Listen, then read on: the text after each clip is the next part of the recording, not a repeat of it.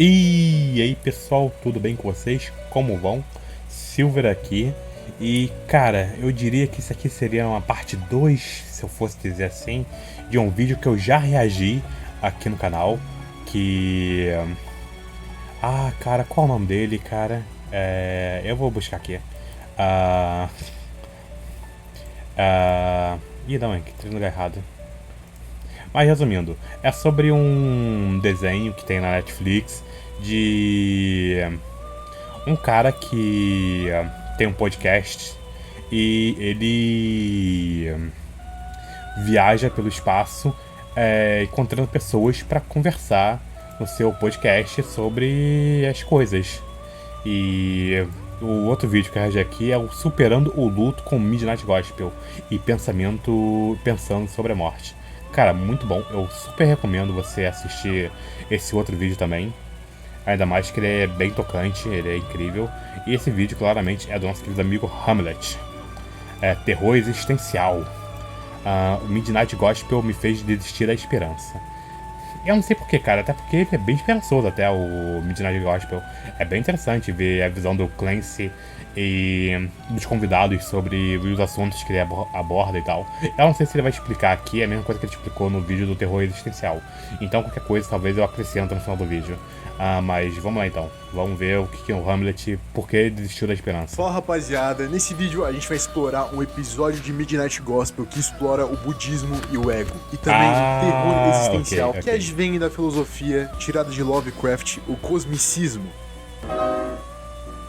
O episódio começa com o Clancy deitado depois de ter vomitado em uma flor dele, só que ele não sabe que ele vomitou. Daí ele fica todo preocupado e corre pro PC pra pesquisar como reviver flores. Daí ele acha esse cara na internet que fala que a música salvou todas as coisas da vida dele. O casamento, a doença e a conta bancária. E essa é a forma do episódio mostrar como a arte pode tornar as coisas imortais para as próximas gerações. Afinal, são com as pinturas e as músicas que a gente pode ter um pouco da sensação que as pessoas daquela época tinham. Se você ouve uma música antiga, você sente que é antiga justamente por não se parecer tanto com as músicas que a gente tem hoje em dia. O engraçado desse efeito é que a gente pode emular tempos antigos com os nossos equipamentos atuais, mas a gente nunca pode emular o futuro, por exemplo. Então o Clancy tenta reviver a flor dele com música, só que ele obviamente não consegue. Quem consegue é o cachorro dele que suga todo o vômito e a flor revive. Mais pra frente a gente tem um Clancy indo até um mundo que é uma prisão de alma para seres simulados rebeldes, o que chega a ser engraçado, afinal o próprio computador cria mundos. E esses mundos dependem dos seres, que têm inteligência própria e autoconsciência. E além de tudo isso, o que já é um absurdo, os seres ainda têm almas e devem se arrepender de seus pecados. Então mesmo dentro de uma simulação é possível que os seres tenham almas. Então nada garante que as coisas não sejam primordialmente uma simulação também para nós. E agora eu tô muito triste. Tão enraivecidos com o terror existencial que alguns arrancaram as próprias línguas. Quê? Essa parte é bem interessante porque o computador, que é o deus daqueles mundos, afirma a existência do terror existencial e a revolta com o terror existencial. Mas o que é o terror existencial? Esse termo pode ser facilmente assimilado à filosofia existencialista, mas eu sinto que eu já toquei muito no existencialismo desse canal, então tá na hora de uma coisa nova. A filosofia cosmicista, que foi criada com base nos personagens de H.P. Lovecraft. Essa filosofia assume que a raça humana tem o mesmo valor que a raça das moscas, e no parâmetro geral a gente não significa nada. E também que não existe figura cósmica que se importe com a gente. Ou seja, se existisse um Deus, primeiro, nós não iríamos compreender, e segundo, ele não se importaria com a gente. Então o terror existencial é essa sensação de ser indiferente ao universo. E mais que isso, por exemplo, nos contos do Lovecraft, o que assusta os personagens não é a ausência de significado para tudo que tá acontecendo, mas, na verdade, perceber que eles não têm poder nenhum para mudar absolutamente nada no universo. E nisso a gente também pode dar uma olhada nos apateístas, que são pessoas que podem ou não acreditar em algo, mas eles não acham que essa questão faça diferença na sua existência. Logo, elas também são indiferentes. Então aqui no episódio, os personagens daquele universo sentem um terror existencial. Eles sabem que nada do que eles fazem muda o destino deles ou as leis da natureza. E por isso eles se revoltam contra os seus iguais. E a revolta é o motivo deles serem aprisionados nessa prisão. Mas isso a gente entende melhor ao decorrer do episódio. O Clancy vai para essa prisão em forma de arco-íris. Ele sempre fica na pele de outro personagem, como se ele fosse uma skin de jogo. Logo, ele começa a entrevistar o pássaro da alma do Bob. E toda vez que o Bob morre por fazer alguma besteira, a gente vê o coração dele sendo julgado, como na mitologia egípcia, onde o coração é equilibrado com uma pena. E se os dois forem do mesmo peso, quer dizer que a pessoa teve um coração bom em vida. Eu vi essa parada no Cavaleiro da Lua. Tem exatamente esse julgamento lá. Muito bom.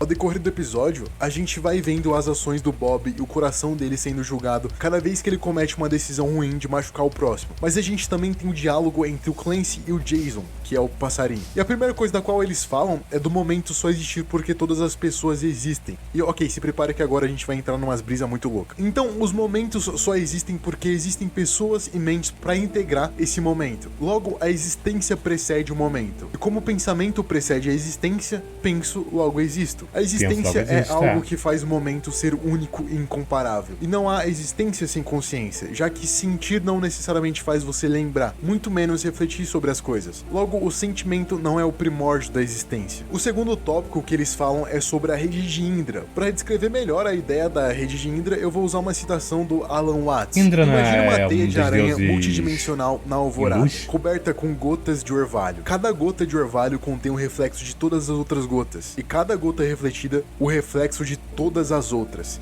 assim por diante até o infinito. Esse é o conceito budista do universo em uma imagem. Alan Watts é um cara bem interessante, ele trouxe a filosofia oriental para o mundo ocidental, e a gente pode aprender muito com ele, então recomendo vocês pesquisarem aí, depois que terminar esse vídeo aqui, por favor. E se vocês gostaram dessa citação dele, comentem aí que eu faço mais vídeos citando ele. O conceito original é um conceito um pouco mais complexo do que ele disse, mas eu penso que os hinduístas antigos tiraram essa ideia depois de observar as estrelas do céu, já que cada nó da teia representa na verdade uma joia, e as estrelas no céu parecem interligadas, como se fossem os nós de uma teia. Aqui no episódio, o pássaro diz que a teia representa todas as consciências conectadas, como se tudo essencialmente fosse uma consciência só. Ele também diz que na visão hinduísta, os nós é que são importantes na teia, e para os budistas, o que é importante são as conexões que os nós fazem. É uma diferença sutil, mas é bem impactante. E como cada nó é uma consciência, cada consciência é por si só todas as consciências, um Deus por si só. E ele completa dizendo que essa é a visão de Buda. A gente acha que existe e sofre por isso. E isso é algo muito louco de se pensar. Você só sofre porque você acha que é um ser individual, que é um único e separado de todo o resto. Mas se a rede de Indra estiver correta, tudo é um. Portanto, não tem motivo para sofrimento, já que se você é tudo, você tem tudo. Esse é um conceito complexo, porque não é como se você de fato não existisse. A ideia do que é você existe, mas a essência do que é você não existe. A ideia de ser te causa sofrimento, mas se você nada fosse, você nada sofreria. Logo, a ilusão de ser algo é o que te causa sofrimento. Lembrando que estar passando para vocês a visão desse episódio cheio de filosofia não quer dizer que eu concorde com essa filosofia. Na verdade, eu tenho opiniões fortes e talvez até contrárias ao que se diz nesse episódio, mas mesmo assim, é muito bom a gente ter essa visão da qual eles estão falando. E mesmo que eu discorde, é inegável que os argumentos são fortes. É muito interessante estudar sobre o budismo e tudo o que eles falam. Você fica sentado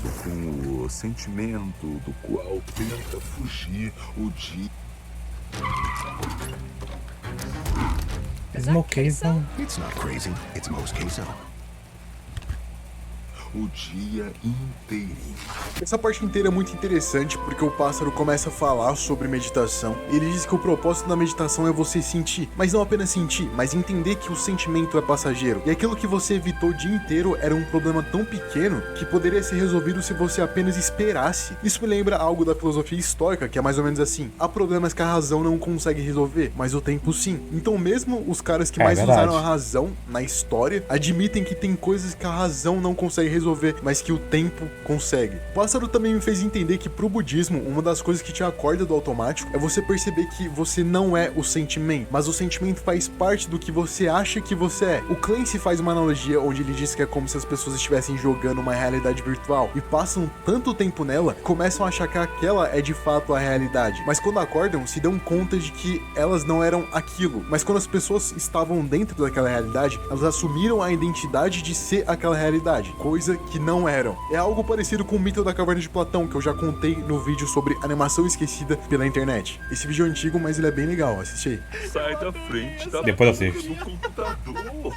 O pássaro continua com suas analogias, junto com o Clancy, e aqui ele falou algo que me trouxe muita clareza, que foi o motivo das pessoas se prenderem em mundos que não são a realidade, de fugirem daquilo que está acontecendo. O primeiro motivo é porque elas não entendem a impermanência das coisas, e por isso vociferam e surtam quando as coisas acabam. E o segundo motivo é a evitação do sofrimento. As pessoas se trancam nas cavernas de Platão porque elas querem evitar os sofrimentos que acreditam que o mundo real lhes causa. E aqui ele falou de um sofrimento mais literal, aquela dor que você sente no corpo e que te incomoda. Mas todas as dores são suportáveis, pois quando não for mais suportável, pode ter certeza de que você não vai mais estar aqui. A gente só suporta aquilo que é suportável. O insuportável não acontece com ninguém, porque se acontece o insuportável, o momento não passa e você provavelmente morre. Portanto, só é possível acontecer o suportável com os vivos. O insuportável por si só não existe, porque com os que estão mortos nada pode acontecer, e com os vivos apenas o suportável. Se alguém suportou algo até a morte, quer dizer que acabou. Portanto, mesmo aparentemente não sendo suportável, acabou. Portanto, se passou, foi suportável. Esse cara vai continuar morrendo assim?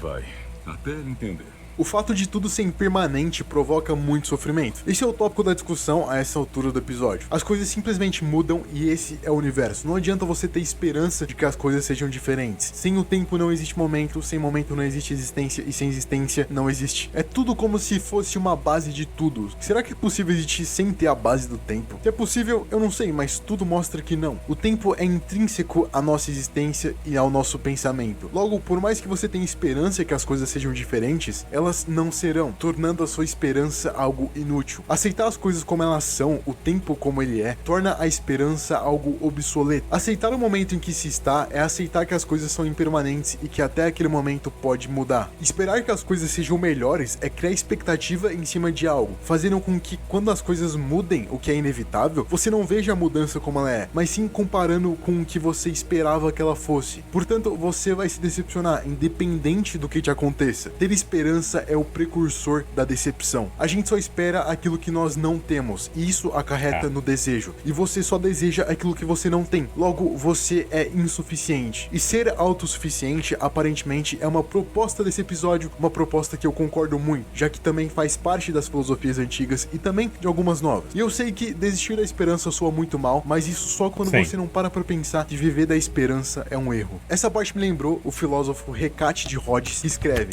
De fato, viver da esperança é um erro, cara. E eu vejo pessoas queridas próximas a mim que vivem desse jeito, cara. E eles não vivem direito, cara. Se assim eu posso dizer, se eu posso falar que alguém vive errado, acho que seria o mais próximo disso, cara. Deixe de ter esperança e deixará de temer. O medo e a esperança andam lado a lado, pois se você não espera que as coisas sejam melhores, você não tem medo de que elas sejam piores. E posso complementar a citação de Hecate com a citação de Sêneca. Não há nada de tão certo nesse assunto de medo como as coisas que tememos darem em nada e as coisas que esperamos nos decepcionarem, zombando de nós. E aqui a gente finalmente tem a resolução do episódio, onde o Bob finalmente consegue escapar da prisão depois de várias tentativas frustradas. O que estava acontecendo é que ele, a cada morte, entendeu cada vez mais o que devia fazer de coisa certa. Durante todas as vezes que ele reiniciou, ele feriu alguém e foi entendendo que não precisava fazer isso, aceitando tudo o que ele estava sentindo. No final, ele começa a observar todo mundo como se fosse ele mesmo, como se tudo fosse um, como se ele fosse todos. Como a teoria da rede de Indra, que a gente viu no começo do episódio. Aqui, ele percebeu que todo mundo reflete todo mundo e que todo mundo também reflete ele. E também que você não precisa fazer mal pra si mesmo, por mais que você seja violento. Bob, inclusive, é muito ferido durante a fuga dele da prisão, mas mesmo assim ele não machuca ninguém, sentindo todo o sofrimento que passa. Ele toma tiro, ele é espetado no final, e todo o sofrimento que ele sentia antes, ele continuou sentindo, mas dessa vez, todo o mal que ele fez para as outras pessoas, ele não fez. O homem sábio, ele sente os seus problemas, mas ele também os supera. Deixa por um segundo. Sim, isso é muito bom. Abra mão disso. O episódio continua com o coração do Bob finalmente sendo julgado com o mesmo peso de uma pena, após inúmeras vezes ter sido julgado de maneira errônea. E ele finalmente consegue sair daquele mundo, mas ele literalmente sai do universo, indo pro universo do Clancy. E nisso a gente descobre que o Bob, na verdade, era a Bob, e canta uma música. E na música ela diz algo muito legal que é: se eu quero ser livre, preciso primeiro tirar o disfarce de prisioneira. Então dá uns bugs na tela e o Clancy aparece, mostrando que na verdade o Bob se transformou no Clancy, ressaltando mais uma vez a teoria da teia de Indra. E com isso o episódio termina, assim como esse vídeo. E mais uma vez, não esqueça, muito bom, a esperança que se for. Caraca, que isso, Hamlet? Que isso, cara? Ah, mas muito bom, cara, muito bom. Ele acabou não falando, mas o Midnight Gospel, ele é um podcast. No caso, é uma animação feita em cima de um podcast. Eu não sei o nome original do podcast, honestamente. Ele chega a falar no outro vídeo qual é o nome do podcast. E parece que os convidados, né, eles foram nesse programa, daí tiveram a conversa lá com o Duncan. E nisso eles fizeram animação em cima desse podcast, das experiências, das conversas deles. E cara, eu achei isso muito interessante, achei uma ideia, tipo, incrível. E eu acho que esse desenho deveria ter um pouquinho mais de reconhecimento, talvez. Porque, cara, é muito bom, cara, é incrivelmente bom, honestamente falando. Caraca, vamos dar aqui aquele like maroto pro Hamlet. E vamos ver o que tem aqui de comentários do próprio Hamlet. Deixa eu ver aqui se é alguma coisa importante, peraí. Ok, não.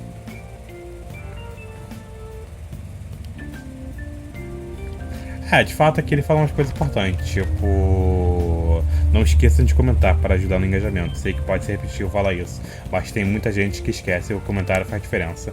Eu não sei se faz tanta diferença assim, mas ele tá dizendo que faz, ele é um cara muito mais experiente do que eu, então provavelmente faz. Stefano Knopk. É incrível como antes eu achava que a filosofia não era nada demais, mas agora vendo tantos vídeos sobre eu percebo o quanto ela é essencial para o mundo. Muito bom. João Souza. Mano, faz uma análise filosófica sobre entrelinhas pontilhadas. Você com certeza pode adorar e é bem curtinha. Tem Netflix. Eu acho que eu conheço essa animação, mas eu nunca vi ela. Dusk Velka. Caralho. Nossa. Após ver este vídeo eu percebo o quanto de coisas eu ainda tenho que aprender e como eu ainda tenho que crescer para conseguir entender certas coisas neste mundo. Eu não sou alguém que consome coisas envolvendo filosofia, porém ainda assim curto os vídeos do Hamlet por conta do quão interessante ele torna o tema para alguém. Tão simples como eu que quer apenas passar o tempo e se entreter. Consegui assistir e até mesmo entender o assunto do vídeo, mas dessa vez foi diferente. Após certo momento do vídeo eu percebi que estava entendendo mais nada. Tipo, eu tentava raciocinar, porém eu não conseguia, pois chegava uma informação atrás da outra, assim não me dando tempo de entender o que havia sido falado anteriormente. E bem, apesar de parecer algo ruim, foi extremamente bom. O fato de eu perceber a minha ignorância perante esse assunto, não que eu não sabia da minha ignorância, mas sim que meio que veio tipo um tapa na minha cara, entende? Que me fez pensar, caraca, eu realmente sou ignorante. Somos, cara, somos, eu também sou, cara. Fez crescer uma certa fagulha de interesse em começar a tentar aprender mais sobre filosofia, seja por meio de livros, vídeos, filmes e etc., como se uma nova fonte de interesse fosse encontrada pelo meu cérebro. Bem, não vou também exagerar e dizer que eu realmente irei começar e conseguir, mas... pois é, como eu falei, apenas uma fagulha de interesse foi acendida dentro de mim após esse vídeo, mas quem sabe esse interesse comece a crescer e eu venha descobrir uma paixão por filosofia. De qualquer forma, foi apenas um desabafo que eu quis contar sobre este vídeo. Obrigado, Hamlet. Muito bom, cara. Realmente tem coisas que a gente não entende, às vezes. Tipo, eu fiquei um pouco confuso ali na rede de Indra. Mas eu pude ter uma dedução boa dela. Sprout. Incrível como Hamlet me fez sentir como se eu encontrasse algo que eu nem estava procurando. Com seus vídeos simples, porém complexos, usando de animações. Simplesmente incrível. E o último aqui, Guga. Eu vi Debate nas Gospel há pouco tempo e, meu Deus, que série mais doida e incrível. Sim, cara, é uma série muito boa, cara. Adorei ver você falando sobre ela. Gostaria que você falasse sobre o episódio que ele entrevista a mãe dele, que, se não me engano, é o último e é muito incrível. Então, Guga, ele já fez um vídeo sobre isso, inclusive foi o primeiro vídeo que ele fez. Já tem vídeo disso, se não me engano. Até sim, vocês são pessoas que não se enganam. Ele fez um vídeo sobre o da mãe dele. Foi o primeiro, inclusive. Que é realmente bem tocante, cara, o bagulho da mãe dele. E, cara, bom, obrigado por ter chegado até aqui. Eu falei bastante nesse vídeo, eu acho que até alonguei um pouco, muito. Peço desculpas. E, bem, pessoal, obrigado de verdade. Se chegou até aqui, dê um like embaixo, se inscreva no canal, comentem alguma coisa, se querem que eu reaja a alguma coisa, falem qualquer coisa comigo. Irei adorar ver seu comentário. E o vídeo original na descrição, como sempre. Bem, pessoal, se cuidem, fiquem bem. E até a próxima. Falou!